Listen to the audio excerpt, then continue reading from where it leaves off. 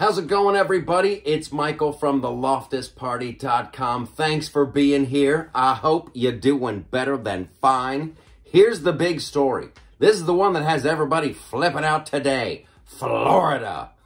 You're like, again? I know, it always seems like it's Florida, right? What'd they do now? Well, they just rejected a boatload of math textbooks. That's the headline. And all the big head intellectuals were like, well, that's horrible. The children need mathematics. Why don't they want to teach math in Florida? Why, those knuckle-dragging troglodytes. Someone needs to do something and stand up for mathematics. Well, I don't think Florida has a problem with math, but they do have a problem with CRT. They don't want it in the classroom. And guess what? They're sneaking it into the math books. Now, you're like me. You're like, how can they do that? I thought math was just numbers and stuff, right? That was math. You could count on it.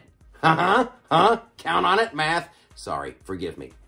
We forgot about the word problems, the story problems, right? Hey, if a train left New York going 50 miles an hour and another train left L.A. heading to Hawaii, how many people are going to need to learn how to swim?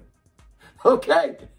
That's what they're doing. They're putting the CRT in the story problems. Now, we have an example of one of these. It features Maya Angelou in a math problem. Okay, now this, I don't know if it was in Florida, but it popped up in Missouri, in Pennsylvania, a bunch of other schools. You could get it online. This was in classrooms. And this is the kind of thing they don't want. This is a Maya Angelou-based math problem. Now, I can't put them all on screen because it's a little saucy. And I don't want to get in trouble with the big tech overlords. But let's focus on question number 5, shall we? Question number 5. Now, yes, there are some mathematical-looking things up there. There's x equals y minus 1. There's also y equals minus 4x plus 21. That's math. Now, how do you solve it? How do you solve it? Let's go to the story part. Trying to support her son as a single mother, she worked as a pimp, prostitute, and blank. You need to know this about Maya Angelou to solve the math. Here's your choices. A, she was a bookie. B, a drug dealer. Or C, a nightclub dancer.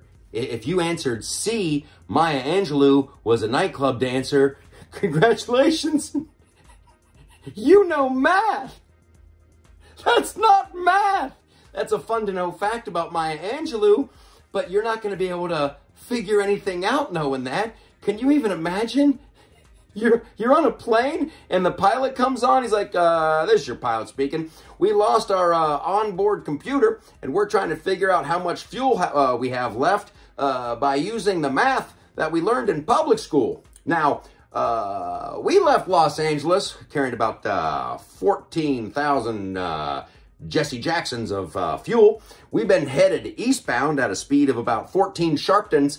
My co-pilot says we only have about 14 Farrakhan's left of fuel, and we should try to set down in Denver. I'm telling you, we can make it to St. Louis if we adjust our flaps to 44 Layla Ali's and carry the whoopies.